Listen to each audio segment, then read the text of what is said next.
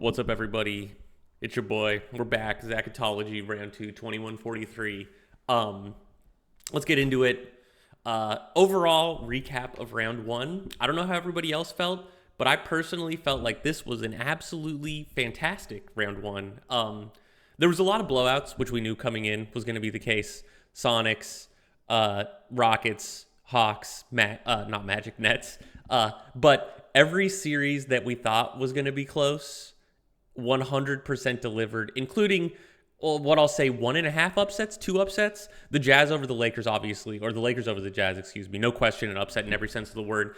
And then the Heat over the Celtics, an upset, at least in the hearts of the people, even if the seeds say the Heat should have won. So, super good delivery, and we have multiple great series coming up in this next round. So, just pretend like the Nets aren't going to win the championship, and we're in for a fun ride. Okay. We'll start from the bottom, and we'll get a little deeper into stuff. All right, so the Nets annihilate the Magic. Not a ton to digest here. The only point I'd like to make is, while I'll talk about other players performing well and being contenders for the round 1 MVP, just don't forget that Olin Harris just put up, I think, 35 points per game on 73% true shooting. He is the round 1 MVP, and he continues to show us all why, it's just the rest of the league after him who is next best. Magic roll, or excuse me, I keep saying Magic over Nets. Nets roll, the Magic roll over. Not a lot to talk about. The Bulls and the Hawks, same shtick. Tom didn't really deserve this playoff spot. I think that's fair to say. He got it. He did get that 1-point win for the ultimate gentleman's sweep, but the Hawks were just a higher quality team at every level. So the playoffs for both of these teams begins now in this round. The 5-seeded Hawks against the 1-seeded Nets. Look, the Nets are not a perfect team, but Olin Harris fills in a lot of those cracks. I've mentioned I think they have a little too much offense, not quite enough defense. I don't really get the Henry Percy fit for this team, but they're still if you just replaced Olin with your just a all-star level guy, they'd still be a very good top 4 seed championship contending team. Olin just puts them into God tier territory. Itowin was talking about how the Hawks posed him problems. The Hawks did beat the Nets in one game by 6 in the regular season and then got annihilated twice in Brooklyn. I don't see it. The Hawks have a couple interesting pieces, but they're kind of like a poor man's Sonics, in my opinion, where a very well-built team, good players at every position, but instead of having elite guys at every position, these are all guys who are quite good but bring flaws, and those flaws will get exposed in the playoffs. Some guys I'm worried about for the Hawks in the playoffs. Brasidio, he continues to get a lot of shots, and the big concern is will he convert them consistently? It's one thing to score well against the Bulls. And Maximo, I don't even know if I would say he did. Maximo was 45% true shooting against the Bulls on 20 points a game. So he's a problem. He's a certified chucker. And then Marty Taylor is the other guy who I've pointed out before in previous Zachetologies for the Bulls that I don't like. He had a very good series at 20 points per game on 60% true shooting. But it's one thing to go against the non-existent front court of the Bulls and now be going against the at least existent front court of the Nets, although they aren't exactly defensive specialists. The player for the Bulls that will need to figure it out is going to be, there's going to need to be a guard who learns to score efficiently. Could it be, or did I say Bulls? I mean the Hawks. There's going to need to be a player for the Hawks who scores efficiently. The guy we would hope for is probably Jason Jackson. He did have a very good first round, but it's pretty hard to take any stats seriously when you're playing a 33-win team or a 34-win team. How many games did the Bulls win? 39. Whoa. Slander from me. But anyways, when you play a losing team, hard to take the stats seriously. I just think outside of Ted Guillen, who does not get the volume necessary to be a true offensive force. Ted Guillen, by the way, 76% true shooting in the first round. Woo! It's just going to be the offense will get shut down. The Hawks play tolerable defense. The dilemma being Olin Harris is simply unguardable. I think when it comes to beating the Nets, you need to beat the Nets with offense. If you can consistently score with the Nets, that is how you will beat them. We have seen Olin Harris occasionally put up inefficient games. The rest of the Nets offense is beatable. The problem is the Hawks are more of an all-around defensive team, and I have big questions about their offense. In terms of specific game plan moves I'm making, Brasido needs to be removed from the lineup, in my opinion. He just simply cannot be played. I would personally much rather get rid of any Brasido minutes. I think he was coming off the bench for the Hawks. He was coming off the bench, but at 42 minutes a game. Give those minutes to like more of a defensive specialist like a Jaref Verbo at the small forward, which I know does not feel good, or an Armando Carter, which I know does not feel good, but I honestly think is better for your team. And if you need to get more offensive bench minutes, I hate the fact I'm saying this, it's insane, but give them to David Del Valle. Like, he is just, he's always efficient. I think it's the right call. That would be the hope for the Hawks.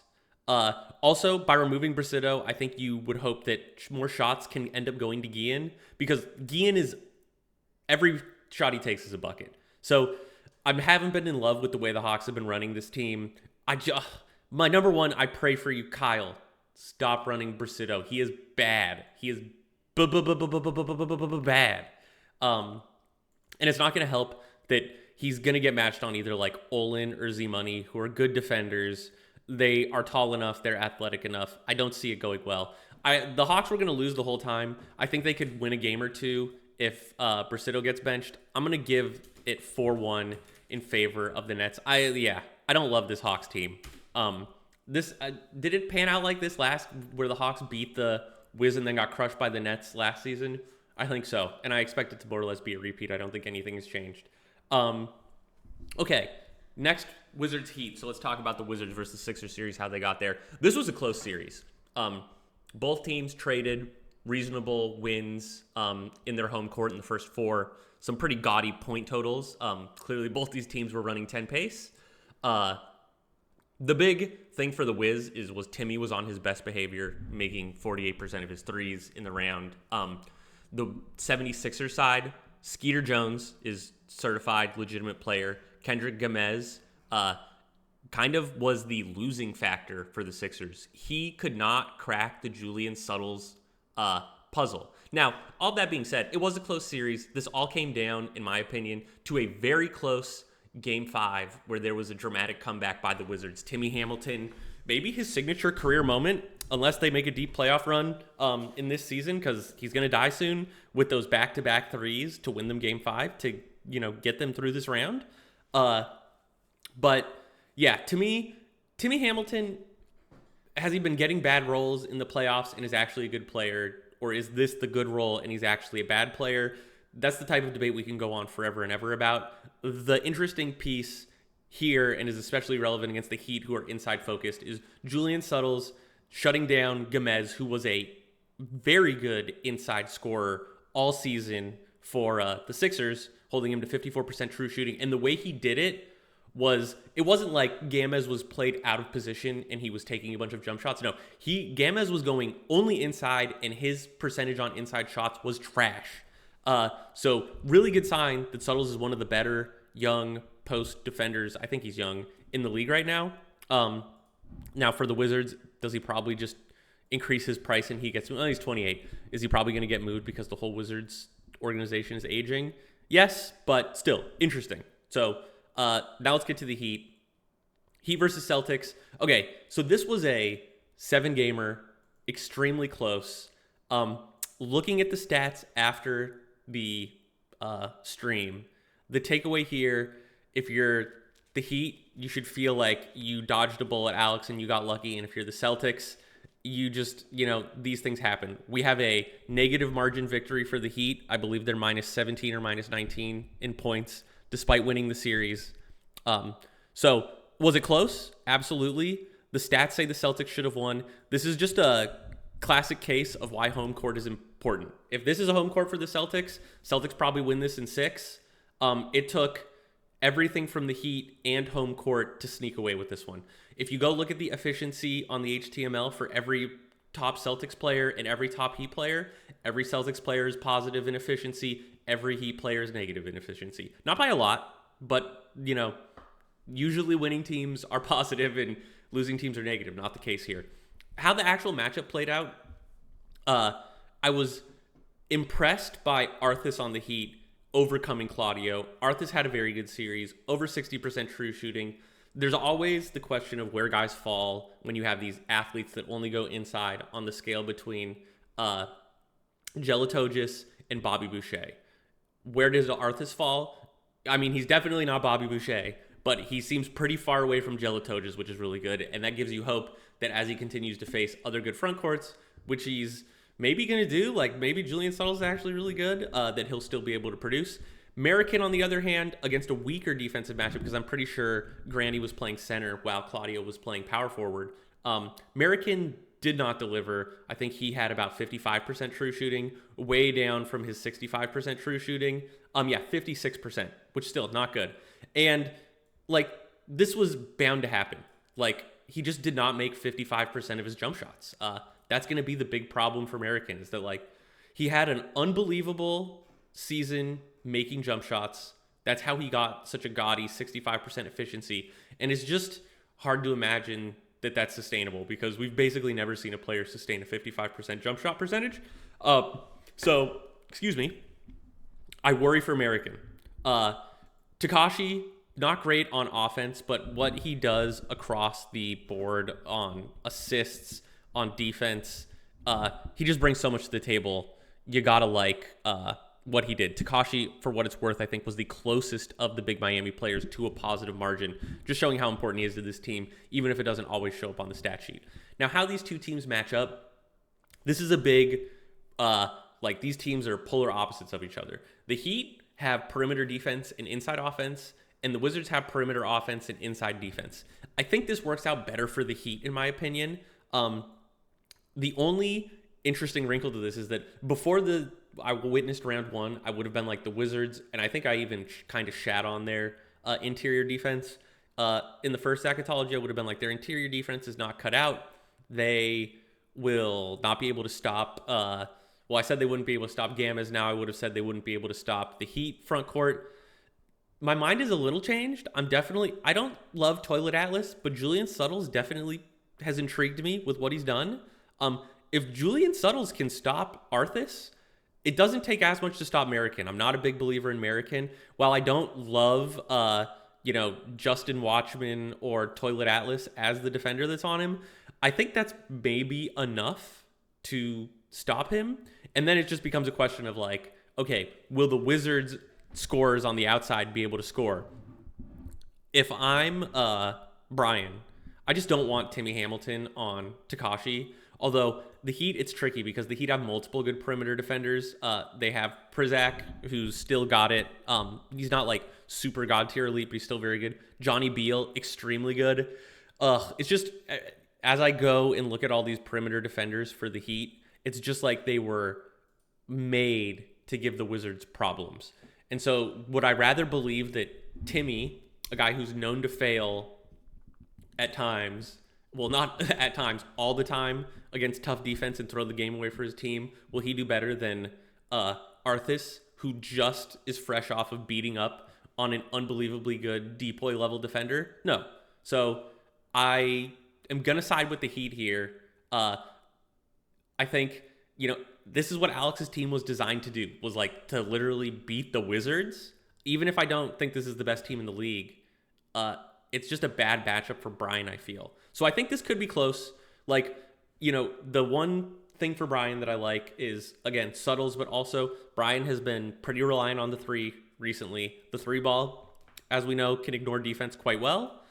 So it could pan out for him, but I'm feeling the Heat. I don't know if I should say the Heat in 6 or 7. I think I'll say the Heat in 7, because who doesn't love some drama?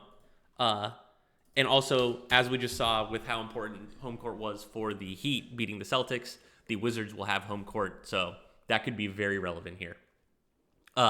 Especially when you're a team that shoots from the outside. The home court is just like most important with like the 3-point percentage. So getting 4 games where Timmy and Chuck and Arlie Carey can go stroke it from 3, I think will be super important. So Heat and the Nets, that's just fantastic. Alex going to the Eastern Conference Finals. Granted, I think he'd get eviscerated by the Nets, but still, that's fun. All right, out west, Clippers and Rockets is going to be the matchup. We'll quickly talk. The Rockets just destroyed the Grizzlies. They're just a better team, top to bottom. There's not a ton to talk about here. I did think well, I didn't know if Bryant would bother to like go more in depth with his lineup.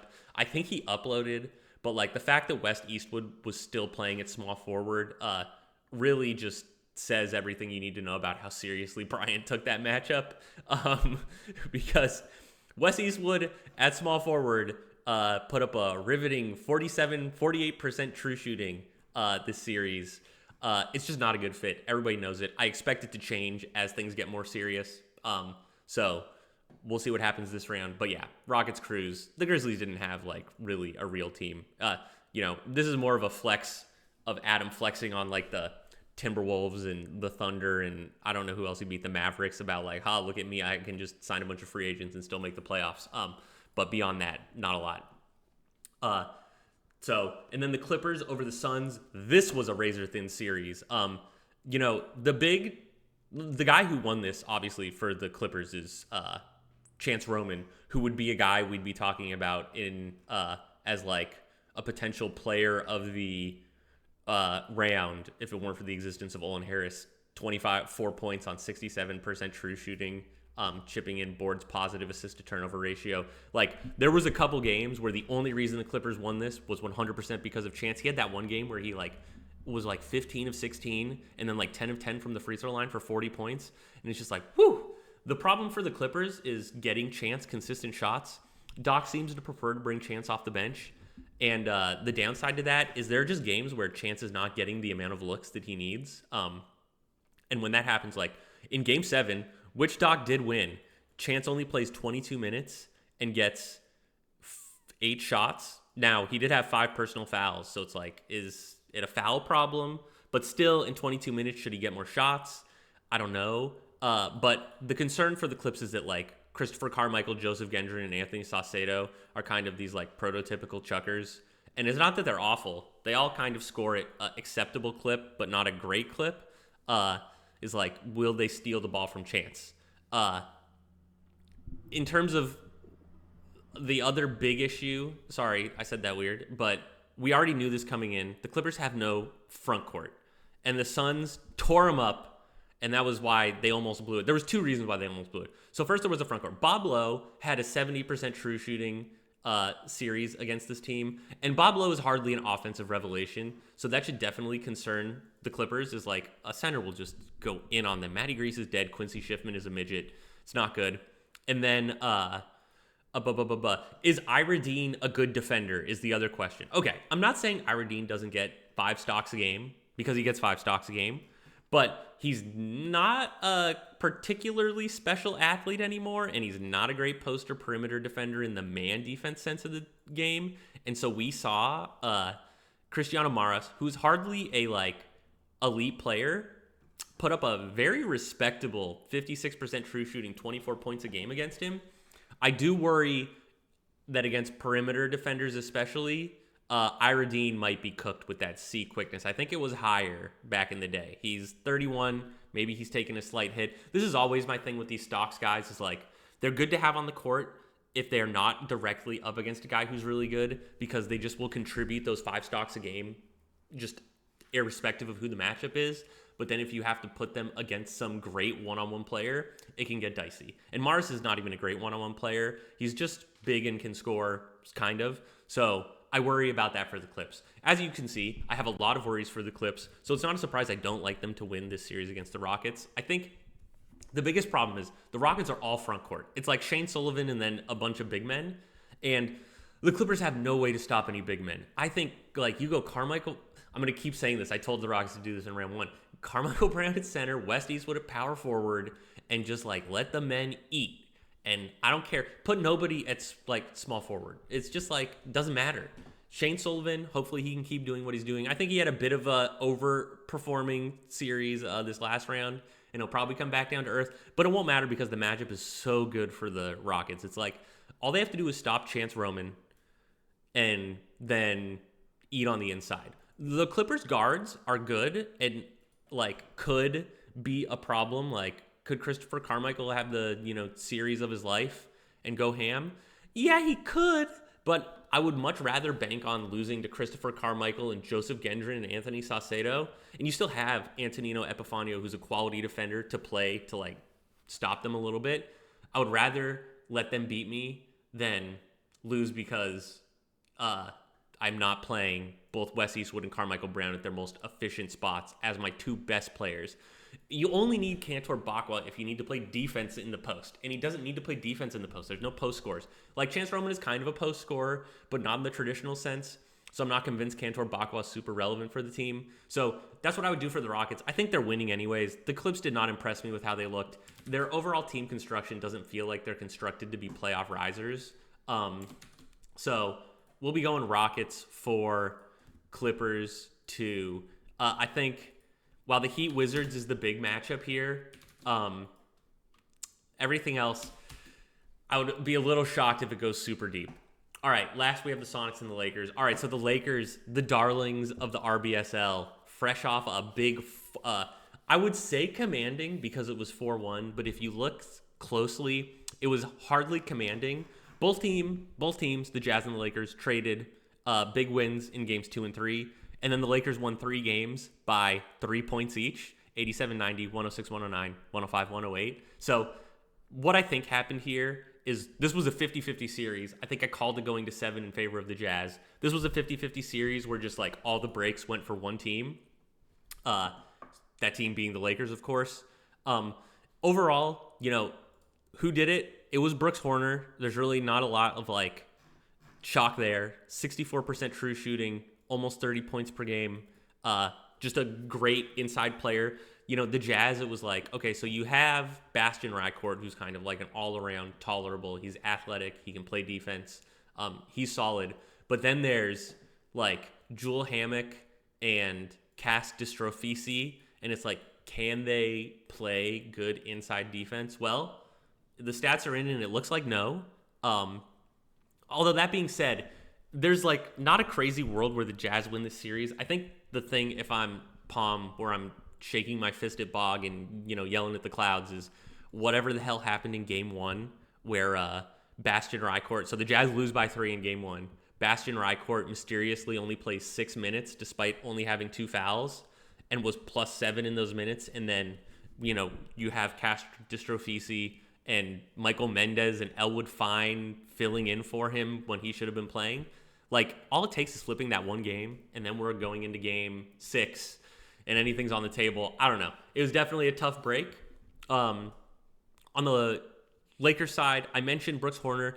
The Lakers also got a little lucky, in my opinion, with the production of Jack Susie, who I personally think is cooked, but figured out a way to shoot almost 50% from 3 in that first round.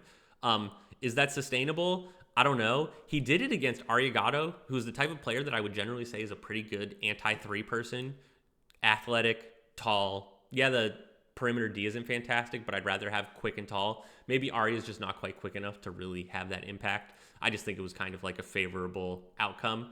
But yeah, so the Lakers move on. And then the Sonics. Like, I would almost call it an annihilation, that style of the Warriors. The margins weren't quite as good for the Sonics as they were for the Warriors. I think part of that is the Warriors team is kind of just designed to play close, ugly games. It's 5 defensive players, and that's really it. They have fantastic size on the inside with Thomas McDonald and D'Angelo Wilson. They have size basically across the entire lineup because I don't think Blob Ford was really getting any minutes. And he's the only player under 6'4". I think Chichi Vidal came out of nowhere to have like a shockingly good series, shooting 52% from 3 and 20 points per game. I had mentioned how I thought the Warriors would struggle to score 100 points, and they never scored 100 points. But I think it honestly should have probably been way less than that had Chichi Vidal randomly not come out of nowhere to be like an offensive force. Just a random thought is like, should Chichi have been getting minutes on this team before? We'll never know, but it's an interesting thought. Maybe he was actually a good scorer this whole time. But the Sonics basically cruised with that patented Zach team ball. So in the Sonics versus the Lakers, I think it's going to be tough for the Lakers, obviously. I mean, we're talking about a 10-point differential here, which I say when the point differential gets over 10, that's when it really is less about the matchups and it's basically just impossible. And this matchup differential is 11.6, 12.6? No, 11.6. Yeah, 11.6, which is a lot. The Lakers and the Sonics did split the season series, if I'm not mistaken, or maybe the Sonics went 3-1. Um, it'll be coming down to stopping Brooks Horner for the Sonics. The Sonics do have a really good front court. It's not, I wouldn't say the front court specialty is defense. It's definitely got an argument for the best offensive front court. In terms of defense, it's just very good. Like Seth Charles and Jason Trumbo are both athletic post defenders, although they don't get the blocks. And then you have Wilt, who's a giant athlete and is more of a blocks guy. I think the only concern is that Wilt could get into foul trouble against Brooks Horner. But otherwise, this team just seems to be of higher quality than the Lakers across the board. The big problem for the Lakers is going to be that they don't have a point guard. I know Jack Susie is playing point guard. I don't think he's very good. The Sonics will have a pick of like trying to beat Jack Susie by playing better offense than him by way of Augusto Salustiano, or by just absolutely locking him down by way of Alexander Sirski or moving Joe Sandberg up. But even if you ignore that aspect, it's just hard to see how the Sonics get consistently stopped by this Lakers team. The Lakers have some solid athletes, which is good for stopping the three ball, but still, it's just like you're relying on Troy Gassaway to lock down Joe Sandberg and Richard Salisbury to lock down Ney, and those guys are both like 65% true shooting scores, and Salisbury is just like C's across the board. So it's a tricky one because I don't know if the Sonics are a team that really wants to make a lot of moves here. They probably play it straight up, but it's pretty hard to imagine this being super close. I think the Lakers could look surprisingly good. The Lakers have had this weird habit of beating a lot of good teams and losing a lot of stupid games this season, which makes them interesting and feel a little dangerous. But like the Sonics also like had 40-point wins and 30-point wins against the Lakers in the regular season, and they're looking a bit like a machine. I'm feeling 4-1 Sonics on this. I know I didn't go too in-depth on anything specific because there just isn't much to go on. But Battle of the Zacks is really fun. I think no matter how it pans out, I'm glad we finally got it. Even better that it's in round 2. Zach and I might have played in round 1 before, but now that it's in round 2, it really means something. Which would set us up for the Heat versus Nets. That's a banger. And then the Rockets versus the Sonics, which that felt basically destined from the beginning of these playoffs, that one will be a fantastic matchup. I think the Nets will just roll. But let's not get ahead of ourselves. We need these teams to win first. So those are my predictions. Let's stay tuned for what happens. And until then, toodles.